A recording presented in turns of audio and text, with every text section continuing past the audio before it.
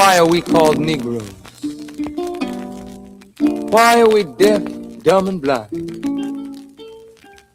Why is everybody making progress, yet we seem to be lagging so far behind? Why are we mistreated? Why are we in this condition, stripped of our names, our language, our culture, our God, and our religion? Here in America, all of our religious training has been gotten by the preacher. He has told us of a heaven way up in the sky that we can't enjoy now, but rather after we die. But all of the years that we're living, for us there's nothing but hell, pain, torture, and misgiving. Yet the Bible speaks of a heaven filled with material luxury. We'll play that full song at the end. A White Man's Heaven is a Black Man's Hell by Minister Louis X, aka the Honorable Minister Louis Farrakhan. I used to play that song for every show, and we'll get back into that because it's quite prophetic what we have to go through in America and all over the world. We're going to speak about this big spender, otherwise known as Donald Trump. Big spender. He's spending your money big. And we don't realize the cost of war. I don't think we can really understand it. And I said to myself today, I said, you know what? We need to break it down. And we still probably won't understand how much money is wasted, how we have issues. I'll say here in America, my heart is still there with my people that I'm close to, even though I'm out of America in West Africa right now. This is where this broadcast is coming from, in Ghana, on the outskirts of Accra, very peaceful place. And now that I've pulled myself away from America physically, I can somewhat see it better. I always say that if you see a beautiful big picture on the wall, even if it's beautiful, but your nose is touching it, you can't really see it. It's only when you pull yourself away from a situation that you can see everything about it, whether it's a country, whether it's your family. You know, most families have dysfunctions. And when you grow up and come away from it, you can say, wow, a lot of your questions get answered when you put a little distance between you and the situation. And I can see that more so now. So I wanted to talk about some things, and this is not going to be an all-nighter, but I wanted to bring up some points that I think are very important. But before we go into that, just make sure to hit that subscribe button so we can get the word out on these new shows that we're doing. And want to welcome you in, Sister Queen Diane, always there, and I appreciate it. And so I just want to move on into just putting it down first, and then I'll add in a few more free-flowing things, but there's some points that I definitely want to get to. There comes a moment when you have to stop, step back, and really look at what's being done in your name. What do I mean by that? I'm speaking about America. And there are many places in the world that you as an American, no matter what the race, folks all over the world globally, they'll already have an opinion. And many will understand us as a people, melanated people, that we don't have much to do with the government and the system. See? But it's not what they tell you on the news, not what they shout from a podium, but what is actually happening with your money, your future, and your life. You see, there's a lot of, how do they call it? Tricknology going on. And we've been tricked to the max. Right now, America is only weeks into another war. And already the price tag is climbing so fast that most people can't even wrap their minds around it. Billions spent like loose change, like it's nothing. Billions requested like it's nothing. And the same voices that once promised this would be quick, easy, and cheap are now talking about endless commitment. Endless. Think about that word. Because when something is endless, that means there is no finish line, no clear victory, no defined cost, just a constant drain. And while that drain is happening, it's not coming from thin air. It's coming from you, from families, from communities that are already struggling to stay afloat. Isn't that something? So many of us, we're being pushed right now. Many people are living paycheck to paycheck. And even if you're not, you're feeling the squeeze on how your money is not stretching as far as it could. And the funny thing is that we never thought we'd be in this place. No matter where we stand, we thought it was going to be better than what it is. Yet, even before the war, you see how America gives billions to the small hats. Billions, right? But yet and still at home, that's a different story. And you got to realize the price of war is never just money. We're told that this war needs another 200 billion on top of billions already spent at a rate of nearly 2 billion every single day. But let's slow that down and break it into something real. It takes about 20 billion to end homelessness in America. 20 million.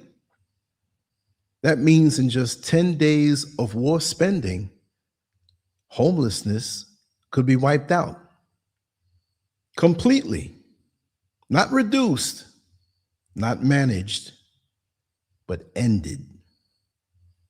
And you know how many homeless people you see in your travels across America. Now stretch that thought out. With 200 billion, homelessness could be ended 10 times over. 10 times. Yet somehow, there's always an excuse when it comes to helping people on the ground. We're told free college is just too expensive. But a national free college program costs about 58 billion a year. That's about 1 month of war spending. 1 month. So in the time it takes to push bombs overseas, every student in America could be sitting in a classroom without debt hanging over their head like it is now. The things they say we can't afford. They say universal childcare is unrealistic. But a high quality system would cost around 150 billion. A high quality system at that, 150 billion. That means the money being requested for war could give every working family in America a real chance to breathe. Parents could work without fear. Children could grow in safe environments. Futures could be built instead of delayed. And how's the song go? I believe the children are a future. They say feeding children is complicated, yet 200 billion could provide free school lunches for every child in America for 8 full years. 8 full years. 8 years of no child going hungry in the classroom, which affects their grades, their concentration, their focus, and who knows what's going on at home. 8 years of better focus, better health, and better outcomes. But I guess this government doesn't think that that's worth it. With the children coming up and focused with a great foundation in education, that could be the cure for HIV, the cure for diabetes, the cure for certain types of cancer, if not all types of cancer. But we don't feed the minds of our children. We feed them filth. Ibrahim Traore banned pornography in Burkina Faso. He did that for a reason.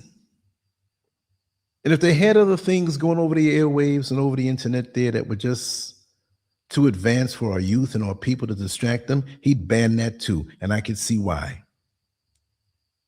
But big business wants to push filth to our children, but we can't spend money for a free lunch. That's a damn shame. America doesn't take care of its own. They say healthcare is too expensive, but that same amount could train 100,000 new nurses, fix staffing shortages, and extend coverage to millions who lost it. People who right now are choosing between rent and medicine. But yet we have all of this money for war, all of this money for other countries, especially that one country who has strong-armed America to be in this war, right? You're the chosen people, you say, that handle your own business if you're chosen. But every time you see someone homeless, you see a hungry child, or you see someone elderly who can't afford to eat properly after they've given their life of service and whatever job or position they've held to America, paid their taxes on time, but they can't even not only have the American dream, which, you know, the dream is a nightmare, but they can't even have a piece of it. Yet there's so many people all over the world believing the propaganda to come on over to America because it's the land of milk and honey. Milk and honey. Imagine that. That milk is spoiled. And there are hidden costs that never get discussed. But here's where it gets deeper. Every dollar spent on war is not just money gone. It's opportunity stolen. It's the school that never got built in a struggling neighborhood. It's the hospital that never opened its doors. It's the small business that never got the support it needed to survive. 200 billion could repair aging bridges and roads across the entire country, creating millions of jobs in the process. It's not just about building bridges, but look at the jobs that it would create. It could rebuild water systems so families aren't dealing with contamination. It could modernize public transportation so people can actually get to work without stress. The same money could eliminate medical debt for millions of Americans who are drowning quietly.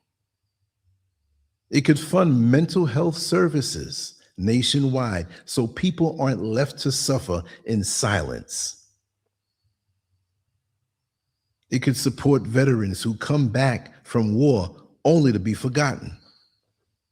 And check that out. They get younger folks amped up with propaganda. But they should point To the veterans who are forgotten, often homeless, the coverage is not sufficient, mental health issues, out in the street, living in the overpass, in tent cities and boxes, just out there. And depending on what part of the country they live in, they could be out in the freezing cold. They use you and throw you away. I bet Barron Trump will not be on the front lines because he's protected. He's part of the privileged few. These congressmen, these senators, these judges, their children are not going to fight on the front lines. But as Black people, they call us thugs and hoes and bitchs and lowlifes. But we're not that when they want us on the front lines now, are we? They want to boost us up and get us patriotic like we're going to get something. And a lot of us take the bait because of the temporary stability that they say they offer. If you come back alive, if you come back right, but it's never what they tell you it is. And now a lot of it is being exposed because if you look on certain social media platforms, you'll see veterans and people who are on active duty speaking about what's really going on. But then again, let's talk about housing again.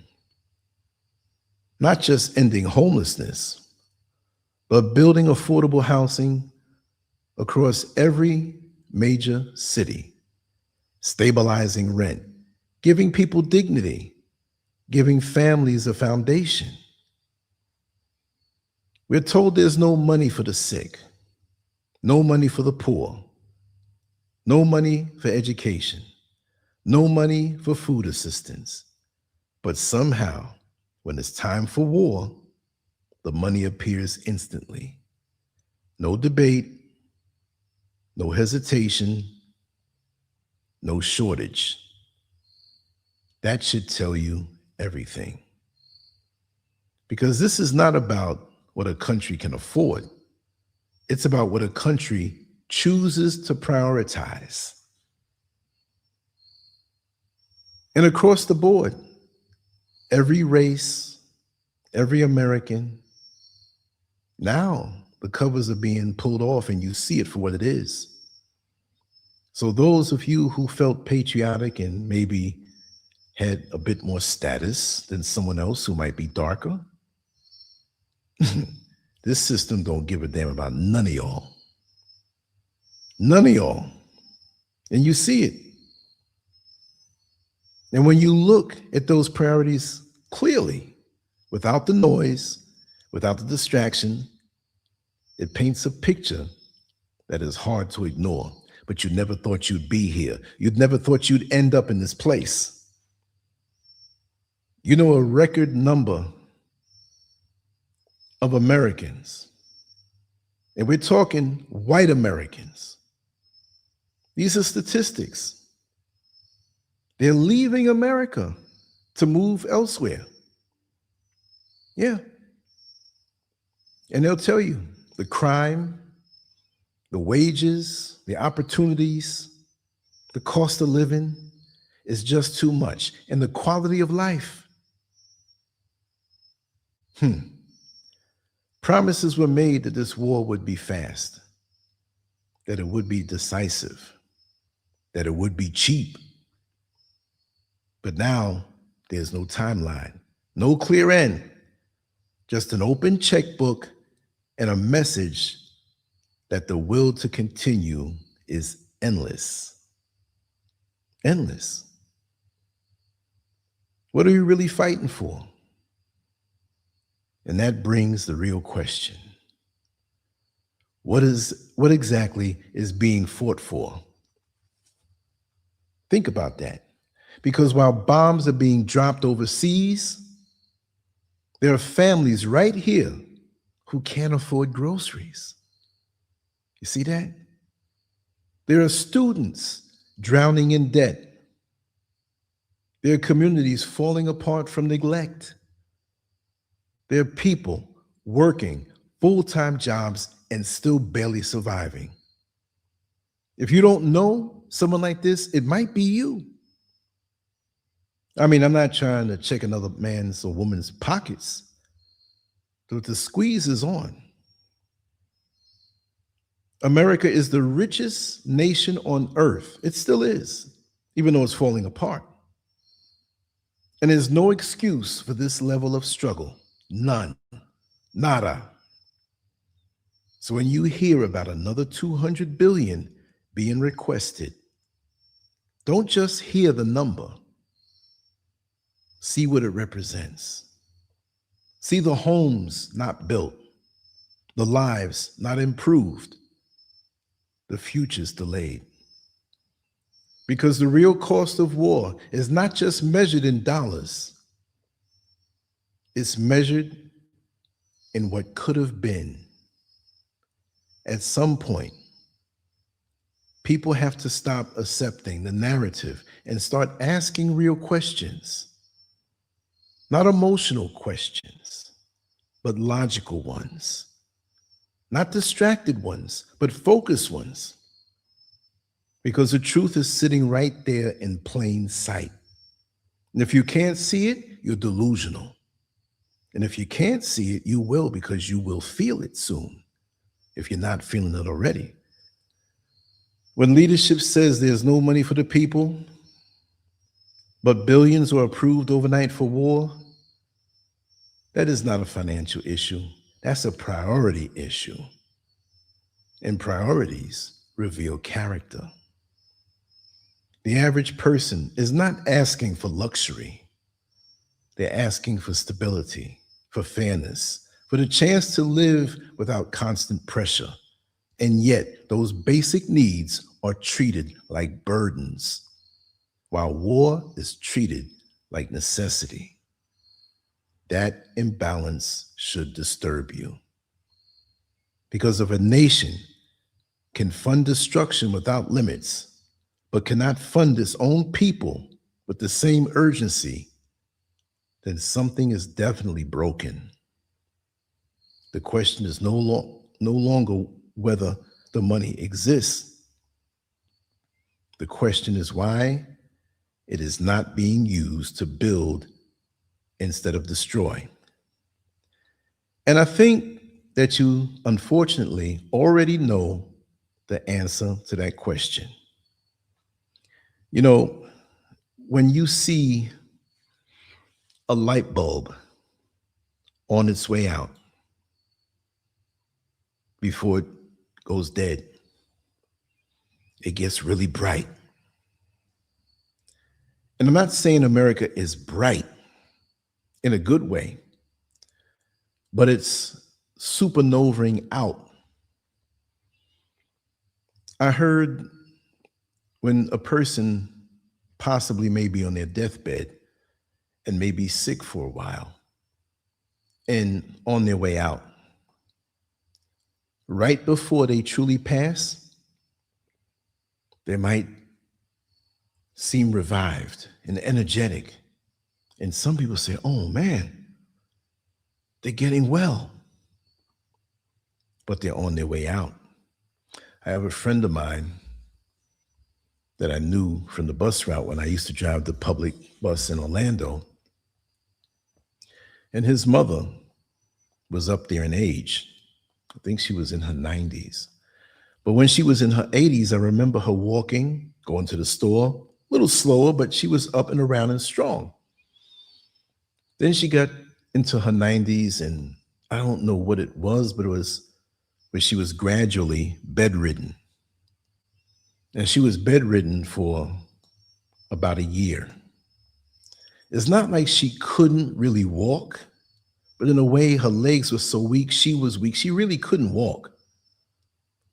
And my friend told me when she passed away, I didn't see him for a few days, but he let me know that his mother passed away. And he had her living with him so he can take care of her. And he worked, and his wife worked. And other family members would come around and always occupy her time. But he's there, and all of a sudden he heard noise in her room. And he went to open the door, and she was upright, walking strong, and was speaking to him and wanted to come out into the rest of the house. And everybody, the expression on their face is like, whoa, she's walking? And her energy and her alertness. Later on that night, she went to bed. In the morning, she was gone. So, my mind ties these things together. And so we see America, it's on their way out. And you see all of this stuff going on. And they have their sick, demonic, wicked reasons. But it's on its way out. And the priority is not the people. Make America great again. We always say it as Black people. Great. When was it great for us? You have all of this money. And the people that helped to build this country, you can't talk about reparations. And you can't even talk about money for infrastructure, schools, hospitals, elderly, veterans. You can't. We see what your priority is. And for those who are still there, even if you want to remain there, understand that one who, I'm not going to say rules over you, but they have the power to make these types of decisions, they don't give a damn about the people. Can you finally see that? Because I used to have people argue with me, so patriotic, and I don't want to be anti-American, but they're not pro-us. They're not pro-us. So how can we be pro-them? But they want your vote and make these promises, and they lie. For me, invest in yourself. Whatever you get, invest in yourself. Pull yourself out of the system. Pull yourself out of the lies. You're never going to get anything that you deserve. Huh? Eventually, they may say, oh, Social Security is gone. I'm 63 years old on the 8th of April. That's part of my income and a retirement check. So that's going to go away. I can't live under that circumstance. I got to set myself up. I got to make it where I lower my overhead just in case that gets taken away. I'm still executing the plan. I'm not sitting here pretty. I'm preparing in my own life to have as much of a zero overhead as I possibly can, because no matter where you go in the world, it can happen. In this system, I still have my foot in the door. I'm still dependent on certain things, but I'm not stupid. I don't want to depend on a wicked system to take care of me. It's up to me to take what I can take, that I earned, and take care of myself. So many people for so many decades, you would hear it. You do the right thing in America, and America will take care of you. Well, look at their priority. They don't care. Did they ever? I don't think so. The system was always corrupt. But what's happening now with President Donald Trump, they say as this stuff gets exposed, which is happening right now in the latest breaking news, if you listen to independent news sources, that this is going to be so far worse than when the Watergate scandal happened with President Nixon. That's nothing compared to what's coming. And once again, America will be exposed, and the mockery will continue, and the lack of respect. So Trump is the face of it all, but he can't operate the way he does unless he has people backing him, whether they publicly back him or not. They can get away with what they want to get away with. And it's one big setup. Stop looking for the government. For those of you who look to the government to take care of you, abandon that idea. You may be walking on baby legs, meaning that you're not used to that way of thinking, but that's the harsh reality. Stop thinking that way. Anyway, I'm going to wrap it down right here. Make sure to subscribe to the channel and share. We want to talk about some really pertinent things, powerful things, things we need to think about, as well as human nature and self-improvement, because that's really what it's all about. Anyway, much love to you all. On to the next one. LanceScurv out. I'm going to hit you with something early in the morning and double up when I get back in.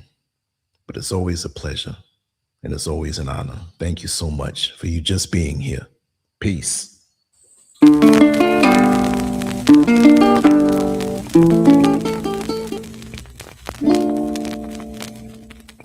Why are we called Negroes?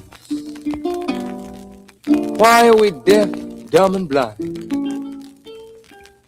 Why is everybody making progress, yet we seem to be lagging so far behind? Why are we mistreated? Why are we in this condition, stripped of our names, our language, our culture, our God, and our religion? Here in America, all of our religious training has been gotten by the preacher. He has told us of a heaven way up in the sky that we can't enjoy now, but rather after we die. But all of the years that we're living, for us there's nothing but hell, pain, torture, and misgiving. Yet the Bible speaks of a heaven filled with material luxury, which the white man and the preacher has right here, so we see. So my friend, take it for what it's worth. Your heaven and your hell is right here on this earth. So let's check back into history, which rewards all research and tells us plainly. Before the white man gained entry to the East, he was living in the caves of Europe, a ravenous beast, eating juniper roots and eating flesh raw, till God sent Moses to civilize him and teach him the law. Then, following Marco Polo, an explorer, he gained entry into Asia and Africa. From China he took silk and gunpowder. From India he took jute, manganese, and rubber. He raped Africa of her diamonds and her gold. From the Mideast he took barrels of oil untold. Raping, robbing, and murdering everything in his path. The whole black world has tasted of the white man's wrath. So my friend, it's not hard to tell. A white man's heaven is a black man's hell.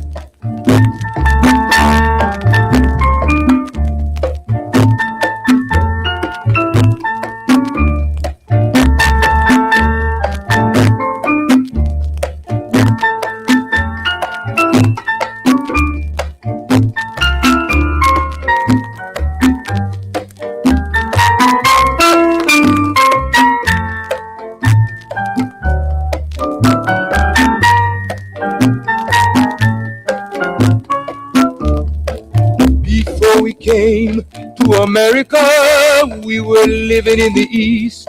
By the Nile River, we were living in luxury, enjoying freedom, justice, and equality. We wore silken robes and slippers of gold. We were the wealthiest and the wisest people, I'm told. Now we are the poorest of the poor. Nobody wants us at their door. So my friend, it's easy to tell. White man heaven is black man hell.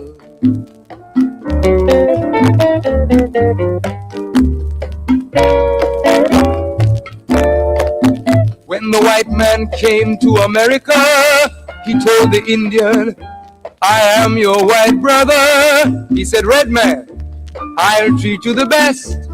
Yet and still he pushed the Indian further west with his white woman and firewater. With tricks and lies he stole America. The original owner of this nation is cooped up on a reservation. So my friend, it's easy to tell, white man heaven is black man hell.